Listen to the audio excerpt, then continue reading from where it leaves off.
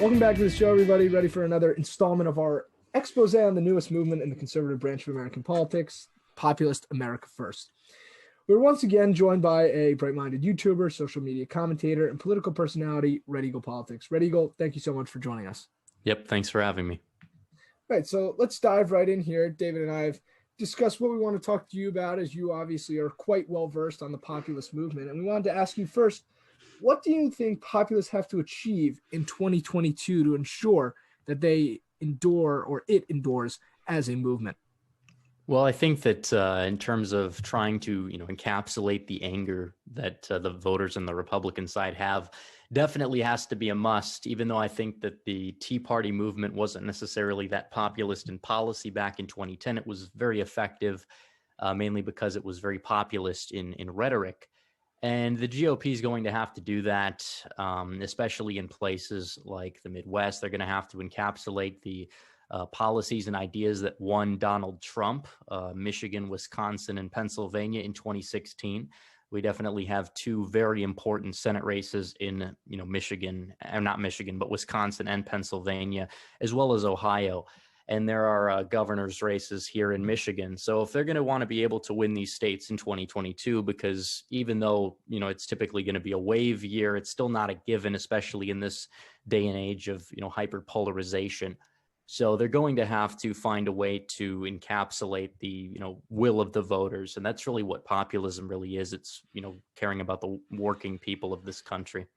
And okay, so let's expand on that. What would they have to achieve, though? Is there any way they can expect to endure beyond 2022 if Kevin McCarthy is the Speaker of the House? So if they don't elect a certain amount of populist Republicans in the House, is there any reasonable expectation that they will succeed in 2024? Well, I think there's possibly they could do well in 2024. I mean, we saw Paul Ryan; he was very establishmentarian, and then Donald Trump got elected. So I think that it'd be important if they, elect enough representatives who would be willing to take a stand against McCarthy and probably, negotiate for a more populist type of Speaker of the House or majority leader in all the leadership positions. But I would say that in terms of 2024, I think that if they at least make a gain of a certain amount of seats, that in and of itself is going to be a big help to populist chances at 2024 on the national ticket. I agree. I want to ask you to follow up a little bit with this. Something about a quote that Jesse Kelly wrote about on his social media. He's put it out a few times, and that's the idea of balkanizing. To balkanize, right, is to move to heavily red areas and push heavily populist conservative candidates in those red areas. Do you think that is a more winning strategy for 2022 than it would be to say run as many populist candidates as possible? Essentially what I'm asking you is, do you think it's better to strategically plan where you run these populist candidates, or say get as many on the board as possible? Quantity or quality is what I think you got to do both. I think that you have to be pragmatic about it, definitely. But I would say that it is good to have candidates even in, non-populist districts, but the energy and focus should be mainly the areas where they're going to be able to have the best shot to win, because that way they're going to be able to advance their ideas on the federal level, assuming they could get in. If you were to run a candidate in every district that was a national populist, probably, just running them based off of quantity, it doesn't exactly, equivalent to the same amount of success that you would get if you were going to run, let's say, 40 or 50 candidates in the 40 or 50 most right-wing populist districts in the country. So I think that quantity is important. It's good to expand and, expand the ideas to other areas. But I think that in terms of trying to get elected, pragmatism is important for sure. So in 2022, what is Trump's role? I think his role is huge. What do you think his role is? I think that he probably will end up endorsing several candidates in terms of people that he sees fit to run in the House, people that he sees fit to run in the Senate. He definitely has this role of the kingmaker, essentially, when it comes to it, because he is the guy in the party still. He's the number one, big figure in the party, and he can make those decisions, and a lot of people are going to listen to him.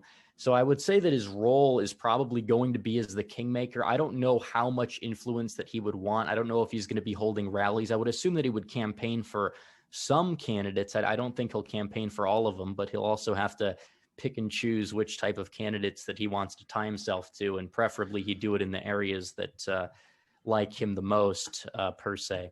Oh, Right, because I think he'll be holding a lot of rallies. I think he's pretty angry at the Republican Party. And if you know anything, if you know anything about Donald Trump, he wants revenge. And let me jump in here briefly and piggyback off what David was saying a little bit here, and also what you were saying, Red Eagle. I think it's critical that Trump positions himself in a way where he only endorses candidates that are truly with the movement, the populist movement. Because if you take a retroactive look at the candidates that Trump endorsed, he was sort of pigeonholed, or at least he assumed he was pigeonholed into endorsing candidates that didn't necessarily agree with his brand and his message, right? I mean, you see that he endorses people like Mitch McConnell. He endorsed people, in Georgia for the Georgia Senate runoffs. He felt as though he was forced to in many ways, although I disagree. I think he probably didn't need to do so. Essentially, my point is he had endorsed candidates that would go back and renege on their promises to keep up a Trumpian type platform. Like Brian Kemp. Yes, exactly. I mean, Brian Kemp, if you look back, he had a very well-known or notorious ad where he was running and he said he would literally go round up illegal immigrants himself in his car and then deport them back personally. And I don't blame Trump for that endorsement. I don't blame Trump for that either. But I'm saying, as you can see, there are candidates where Trump felt as though because they were running under the same party name, he needed to in some way establish himself amongst those names by endorsing those candidates. I think he needs to care less about party and more about message, because the message is what will win over the party. But if you go after the party, the message will fade. Red Eagle, your thoughts? Yeah, I agree. And I agree that Trump, I believe, when it came to endorsements, definitely he did, I wouldn't say cave, I'd say took too much advice from Mitch McConnell. And now he doesn't have to take that advice because he doesn't have to work with McConnell, because now he gets to play the role of the outsider again. And he still has the most power in the party, which means he gets to wreak havoc on the establishment yet again.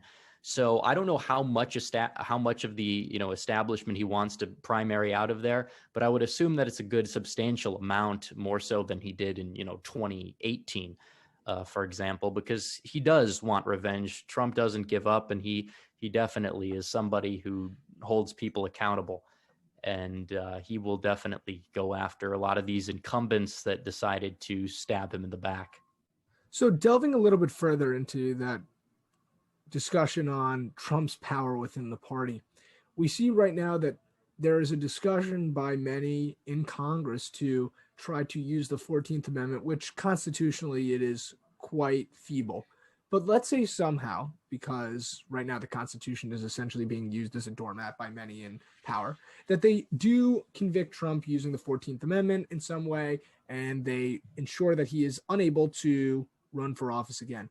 What happens to his power? Do you think that turns him into sort of a martyr, or do you think that he ends up losing much of the influence and political clout that he currently maintains? I think it would definitely make him a martyr. I don't really know anybody's mind that's really changing over the impeachment hearings, and a lot of it was such a joke, to the point where, if anything, it made the Democrats and the people that voted to convict him look like fools. I think that when it comes down to the potential chance of them trying to, use this Hail Mary 14th Amendment thing that probably wouldn't work anyways, if they were able to actually do it and succeed, I think that it would just make them just look foolish and, if anything, lose support, not gain support. I think that Trump, even if he wasn't able to run for president again, he'd still resume that role as the leader of a movement, the leader of the party, because that's essentially what he is. Right, I agree. In many ways, for as much as Donald Trump was a pragmatic influence within the Oval Office, he has come to be, more than anything else, a symbol of the populist movement. And that, I believe, is more critical in terms of the long-term maintenance, the long-term viability of the populist movement. Because without him, right, you truly don't have a face to the populist movement, as of at least right now. Obviously, in the future, things are bound to change, right? And somebody will emerge as a new leader. But for now, Trump needs to be that driving force, that catalyst behind the populist movement in order to create sort of a influence in actual election outcomes. Yeah. Right. And so I want to also talk a little bit, speaking further to the populist movement, about 2022 and simply the voters that are coming out in 2022. Yeah, let me take that one. Go ahead. So we hear a lot about the Trump voters. So a lot of them are low propensity. And the national Republicans, they don't really care much about that base. They're kind of condescending. One, will the Trump voter come out as opposed to when they didn't in 2018 when he wasn't on the ballot? And another thing is, will there be an effect when you have the establishment Republicans with one message and the Trumpian Republicans with another message, kind of at war with each other, as Mitch McConnell hinted at yesterday, where they were willing to oppose any Trump backed candidate? I think that when it comes down to the propensity voters, that is true. I think that it depends also on the candidates, and there's going to be a lot of Democrat sentiment. A lot of people are going to be voting regardless. A lot of the, progressive base we saw in 2018 for the Democrats come out despite, a divided party, even though it may not be as divided as the GOP is going to be now. But I think that voters will largely come out to an extent. But I think that if Trump is going to stay in the shadows and not endorse candidates, which I don't expect him to do, by the way, then it would be harder to turn out that rural base. Yes. It really just depends also on the anger still held by the left. Will they decide to turn out at high numbers as well? Will they decide to have, 2018 level turnout? That also definitely plays a role in terms of trying to gauge what the actual electorate is. I agree. I think to your last point, to extend on that, it is in large part will depend on how Trump markets himself in terms of how prominent he is and how vocal he is, right? He should be vocal, I think, but also needs to counteract that, or counterbalance that, I should say is a better word, with doing equal work behind the scenes. Because if he continues to be boisterous in some ways, then he might actually stir up a large turnout and a sort of a mini blue wave, although I don't believe in any way it will be a blue wave year. As you said, there is a large anti-Democrat sentiment that always happens with whatever party is in power, usually at the time from a presidential election. I also think it's important because we can look back at a fairly pertinent example in just recently with the Georgia Senate runoffs, right? It's all about the right candidates. Trump, no matter how many times Trump endorsed David Perdue and in Georgia, people weren't going to vote for him simply because they did not like his message. They thought that he was an anti-Trump candidate, which in many ways he was. And what you end up seeing is Trump voters, for as much as they are mocked by common sources in the media, are quite smart. They understood that Trump was forced in many ways, or felt forced to endorse the Georgia runoff candidates, right? So I think that also is important. As you said, it's a sort of an amalgamation of patchwork between what candidates are run, how Trump markets himself, and additionally, how motivated Republican voters are in general to come out, and those low propensity voters as well. Yeah, I would agree with that. I think that a lot of things it really depends on. Also, what is the GOP going to be offering and countering to whatever, I guess you would say, whatever Biden is exactly putting up and offering is another question, because it always comes down to turnout, and you've got to give people a reason to come out and vote. Obviously, anger is usually enough to carry you during a midterm wave, but it also has to depend on candidates who actually are able to relate to the Trump space and enthuse them, because that's the major voting bloc of the GOP in a lot of swing states. Agreed. I think that if we were to take a look right now, although it's difficult to project out over a year in advance, basically, I think that you would pick up on gun rights as a primary issue, healthcare. The Republicans must come up with some sort of Trump care plan, I believe, a counter to Obamacare. And I also think that they need to run on the idea that these radical environmental policies will kill off a swath of jobs throughout a host of states throughout this country for regular working men and women. Yeah, that definitely has to be a big part of it. The pro-worker sentiment definitely will drive out voters in across places like Pennsylvania, Wisconsin, especially in Ohio and Pennsylvania, because that is where a lot of the energy really is. And you look at the fact that Biden is killing oil jobs left and right in places like New Mexico. It's possible that you could look at somebody like Mark Ronchetti, who didn't really run from Trump, but did extremely well in the state. He could potentially be a viable candidate for governor for all we know. I mean, he ran against somebody who's, in a very popular family in the state, and he only lost by 5 to 6 points. So it's possible. They have to be able to, appeal to the certain places that they are running candidates in, and that's a big part of it. I still think it's possible that the GOP brand itself is so damaged. A lot of people still think of them as corporatists and warmongers, and it's going to be really hard for average voters to take them serious on anything, and it may depend on Trump in the end of the day to carry the day. Yeah, I would agree with that. Definitely depends on the candidates, their record, and also if Trump is going to be somebody that the workers trust, obviously, more than somebody within, let's say, the Republican establishment. If Trump is going to be backing a candidate and backing them enthusiastically, that also kind of tells you that tells a lot of people that they are a trustworthy candidate instead of somebody who's just a shill for the establishment. I agree. The only cause for concern might be that regardless of how many times Trump endorses certain candidates, it appears that unless his name is physically written on the ballot, there just aren't nearly as many voters. That speaks to the dynamic nature of Trump, and I also think it speaks to his ability to drive out so much turnout because he, in many ways, obviously is a unique political figure, arguably the most unique in the history of the United States. And that is another factor that candidates will have to contend with is how do you make sure that while you don't match Trump, you maximize the amount of Trump voters? Again, I think that's an important distinction to make as well. Yep, and that's really what it comes down to is turnout. You have to drive out all of the Trump voters possible. Obviously, if all the Trump voters came out and voted in a midterm election, which is essentially what happened in 2018, but the inverse. If you have 70 to 75 million Trump voters that come out, it's going to be very difficult to see the Democrats, be able to go out there and match it, which is precisely why it's important to run candidates that represent Trump's message instead of trying to win back 2% of the vote here in certain suburbs where it's not going to matter anyways. Right. And I think talking about voter turnout is another critical facet of this discussion in relation to voter registration, voter voting and voting legislation that has been recently put up in the Senate as well as the House. That's HR 1, right?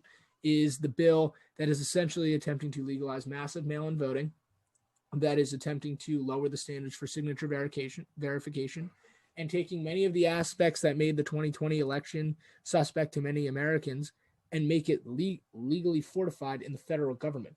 So if there is no election reform by 2022, do you believe that that turnout will even be a deciding or weighted factor in who wins? Or do you think that the Democratic Party will simply be able to redo or do again what they had done in this most recent presidential election? Well, I think that when it comes to the mail-in voting, it definitely is going to be an issue. And I think without it, I think that Republicans would arguably be guaranteed a red wave based off of the Biden anger. But the low propensity Democrat voter turnout increase that comes with the massive mail-in voting and the way that the Democrats operate their campaigns, where they just barrage people with emails and text messages and turn out a lot of voters that they possibly can, people that really aren't that political to begin with, but surround themselves with a lot of the popular culture. These types of voters tend to be that kind of voting block. whether it's in the cities or in the suburbs or wherever. So I think it is going to be an issue. But I will say that when it comes down to trying to stop it, I don't know how much reform they could possibly do at the federal level. I know that when it comes down to the Senate, I think they need 60 votes. I don't think they're going to be able to get that at the moment. But I mean, we'll definitely have to see. Certain courts may work to, strike down and rework some of the laws. It's possible that they could get, reworked. But I mean, it is looking bleak for that. So Republicans do have to turn out in big numbers, probably to, I guess, be able to have a favorable generic ballot to them in 2022. You still have the 2020 election laws that we had that screwed Trump. And the problem in like the Rust Belt is that you have Republican controlled legislators, but Democrat governors. So the possibility of getting any reform there is very small too. Yes, providing further elucidation on that topic, right? You see that many of these bills that people believed were temporary holdovers simply to patch together an ability to carry out an election because of a pandemic fail to realize that these laws were written in by judges and in the judicial system, making them permanent in many ways, and also from previous legislation that had been pushed through that milquetoast Republicans had failed to challenge, right, in many of these crucial states. So people that believe that this was a one-off event are going to be sorely mistaken. Yeah, and it definitely will continue for years and years on end.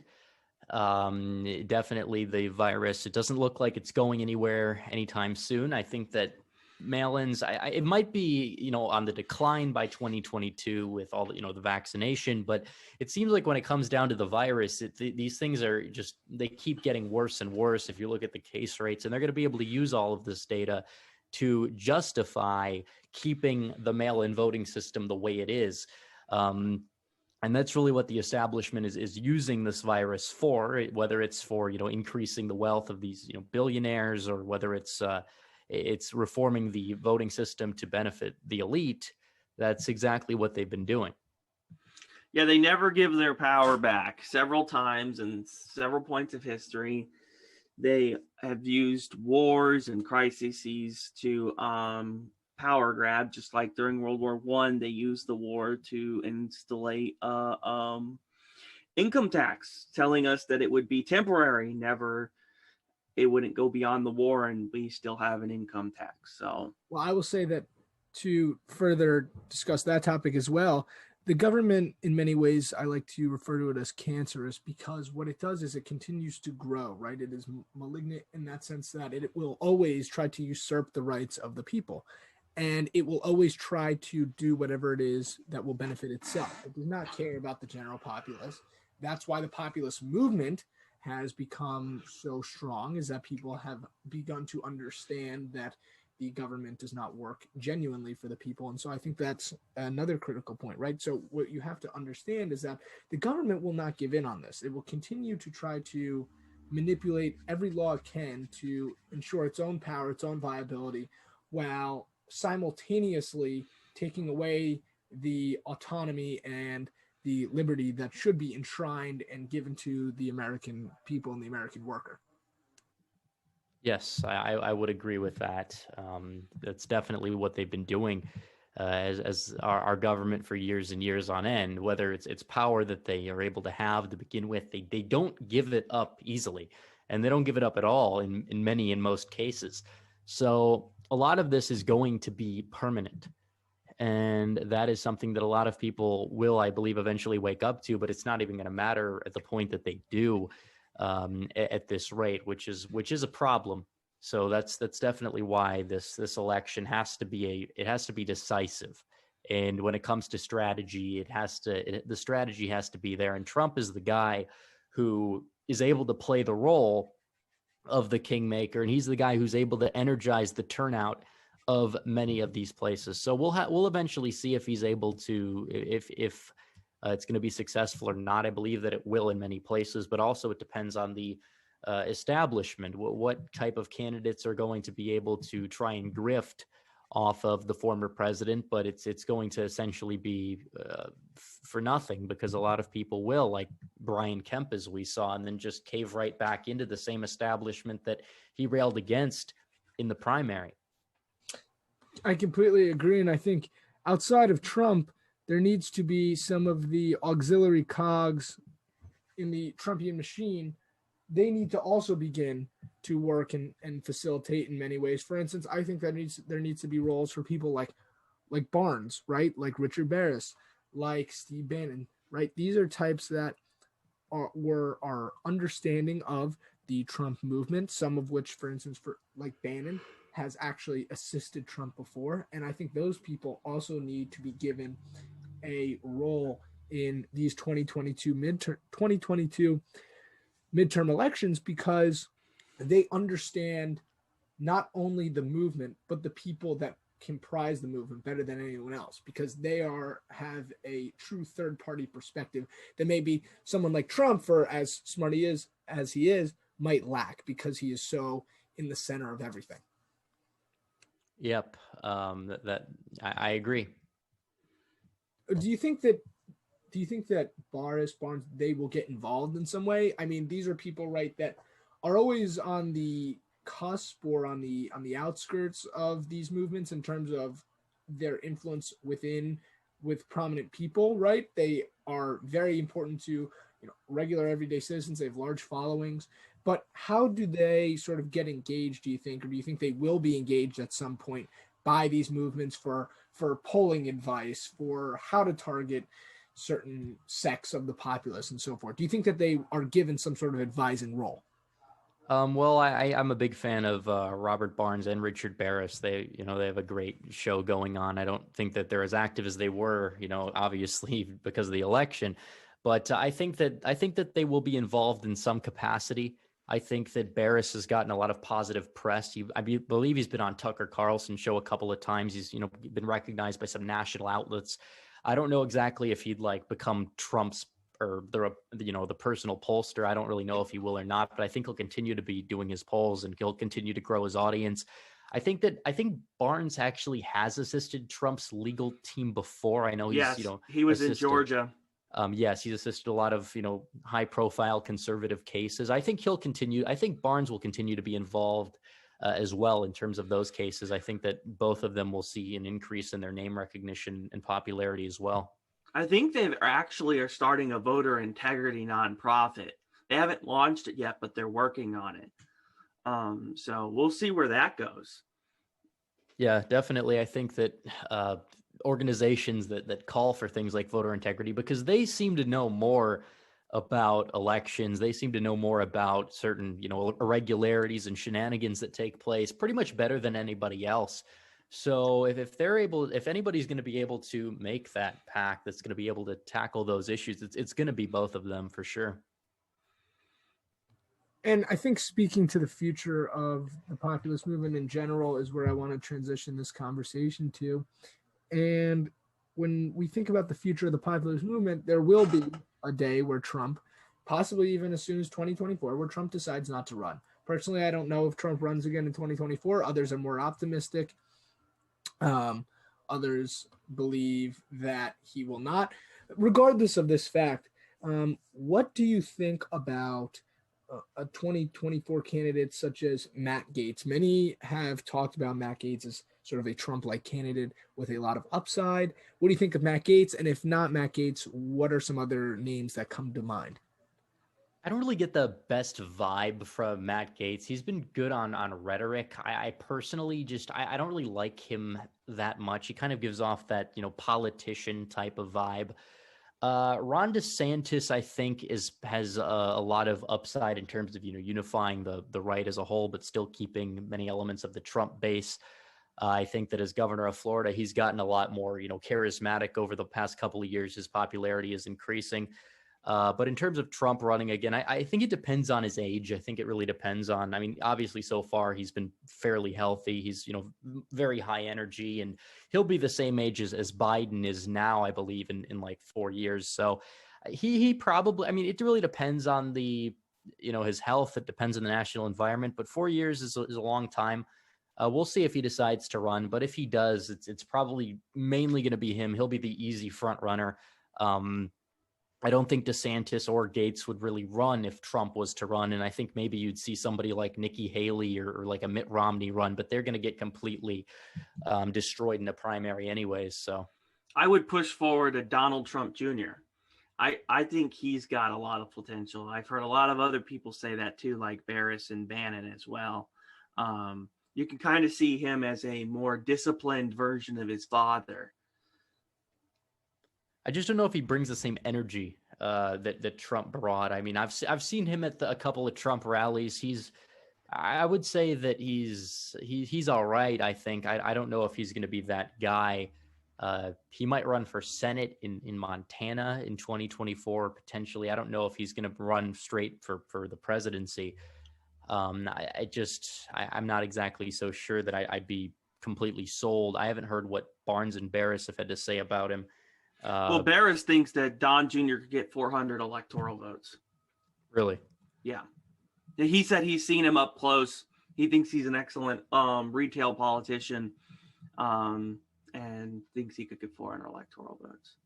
So that's interesting. I haven't heard him say that. That's very interesting. 400, because especially in a polarized environment, that would take a massive amounts of unification or expanding the base. And if Barris thinks that, he's convinced that he's got such a skill with retail politicking that he could appeal to so many people in blue areas. So when you say like retail politicking, he connects with people just by talking to them, and he's got a great oration. He's seen him speak, and I'm sure you have too. But I don't know how he evaluates people. I just know what he said, and that he's really high on Don Jr.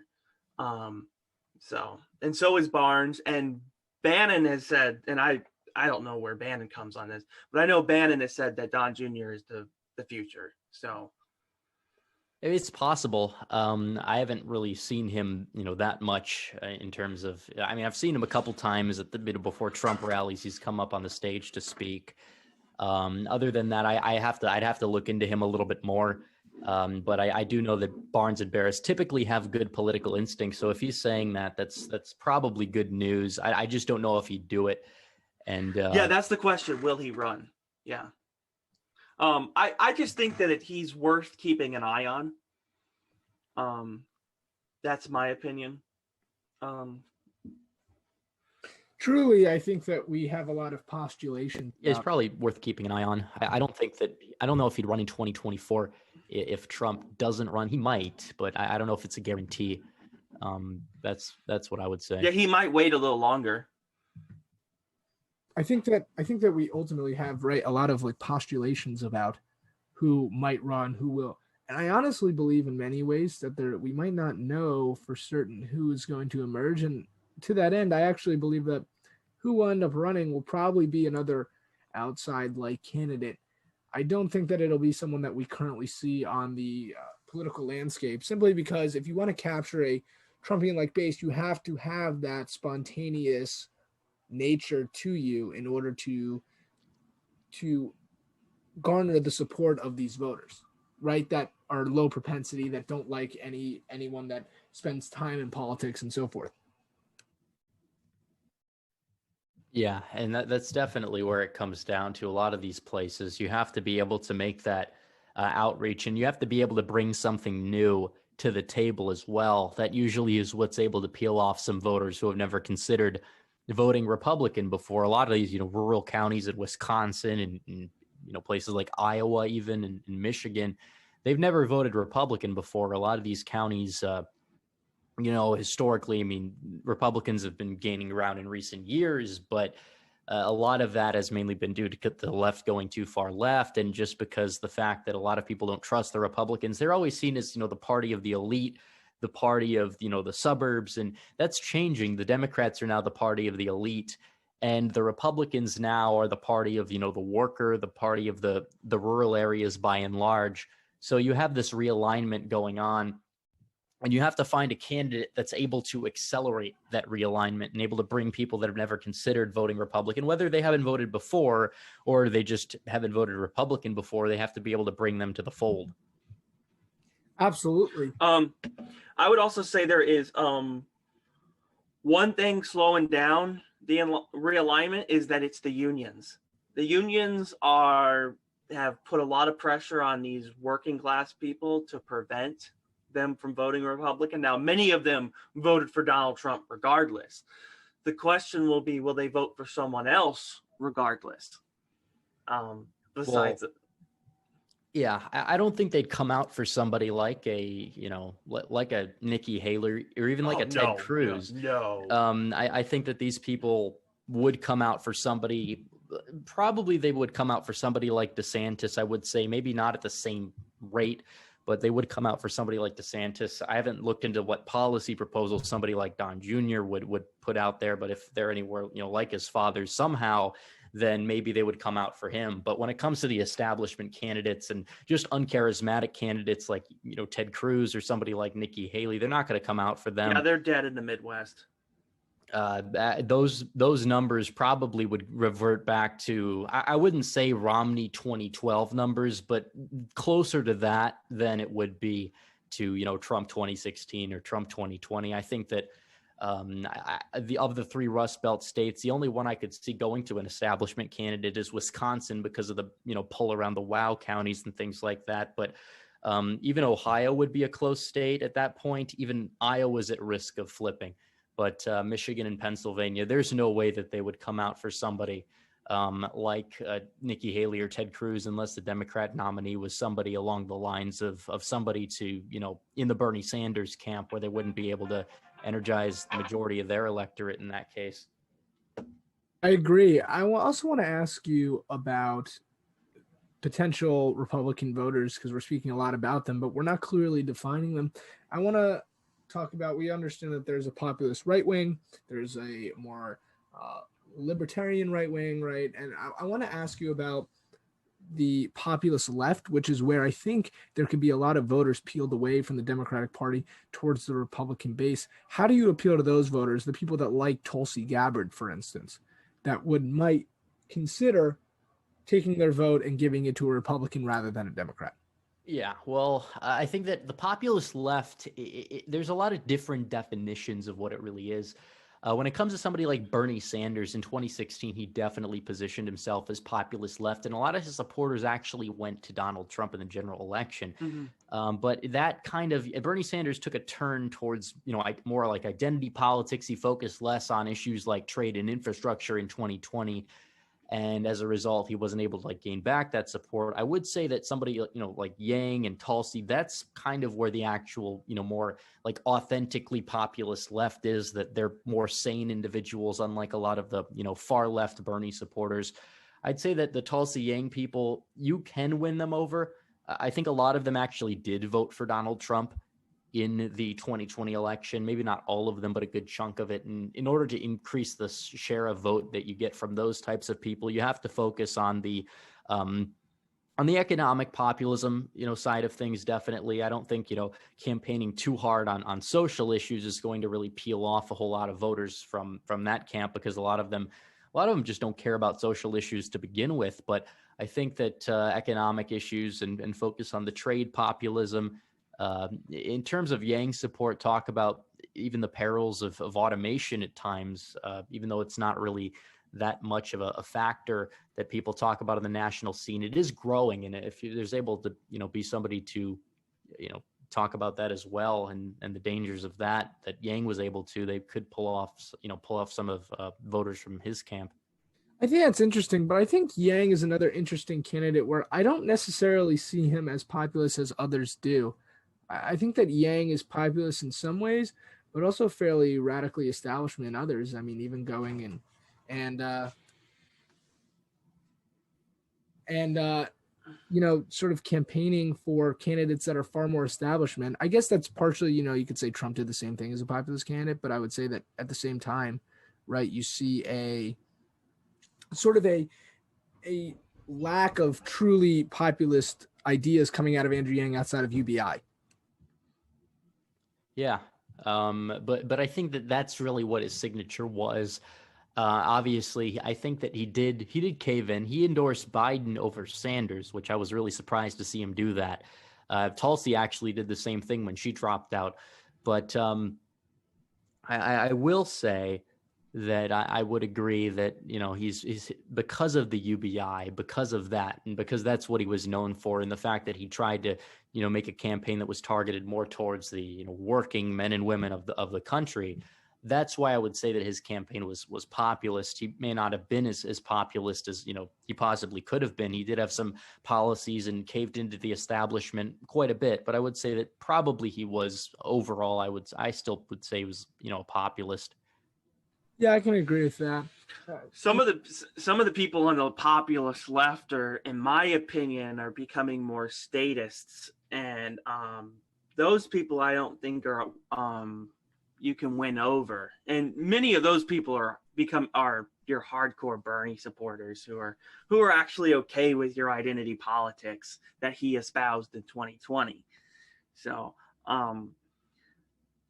yeah, that's where I think a lot of the you know, caveat is between like a potential alliance between the populist right and populist left, is because so many people on the populist left care more about identity politics. They care more about things like, you know, massively legal abortions and things like that, and all these radical left social policies, more than they actually do in terms of, you know, finding common sense solutions to help the American worker. I think that their, you know, strategy has largely turned into a more disdain for the working class, especially, you know, the white working class in the Midwest, more than anything else. Obviously, there's a clear contrast between Bernie Sanders in 2016 and Bernie Sanders in 2020.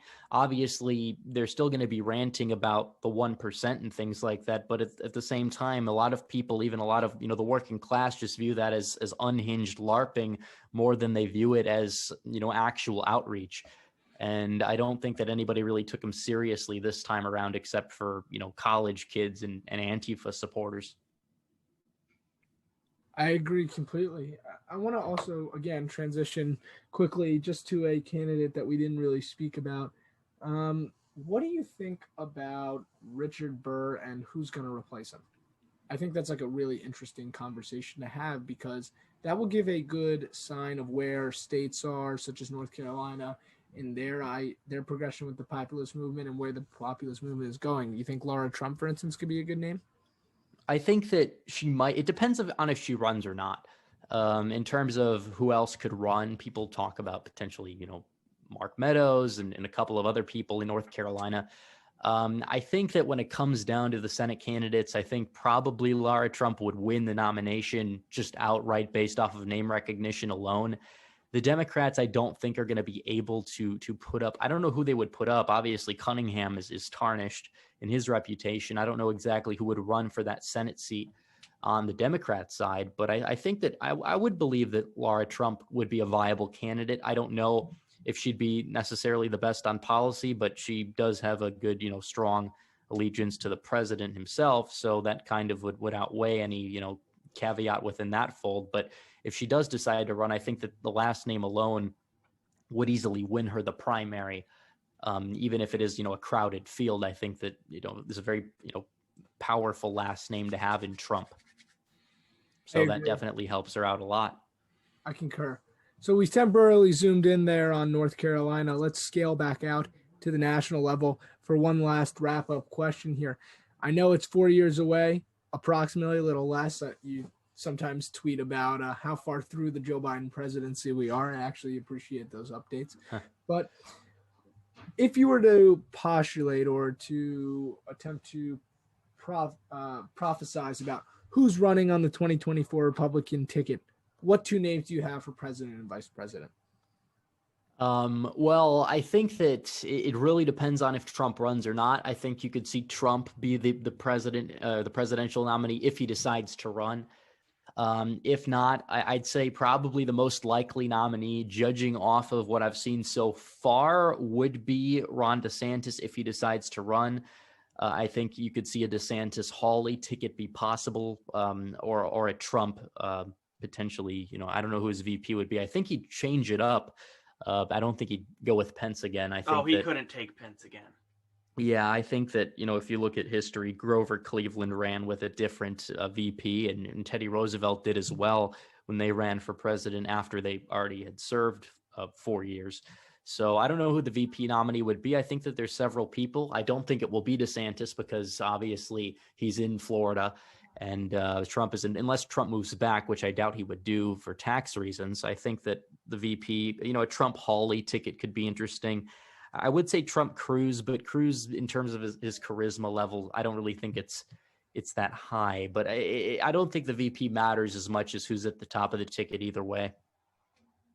I agree. I actually said it would never occur, but I said if Trump somehow were to join forces with Tulsi Gabbard, I've said this a few times, David can reiterate this point or vouch for that I think that ticket would easily top 80 million votes, easily, because of the ability to garner so much support from the populist left and the populist right, as well as both parties, maybe respective bases. And independents would also love that split ticket.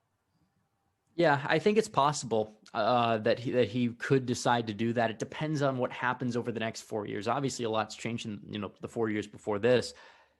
Tulsi, I think I would welcome that. I would vote for that ticket. I don't know how many people that it would, pull over, and also how many people could it lose, because a lot of people see, Trump will be old.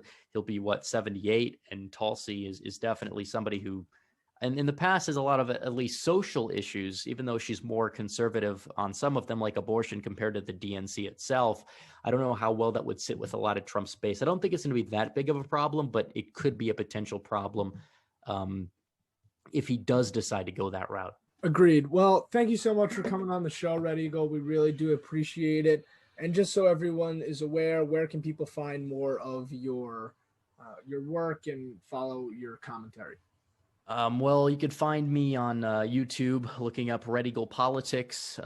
Twitter is at Red Eagle Patriot. And a lot of the other social media links I have are in my YouTube descriptions as well. Perfect. Thank you so much, Red Eagle. We appreciate you coming on the show, and we wish you nothing but the best. Yep. Thank you. Thank you.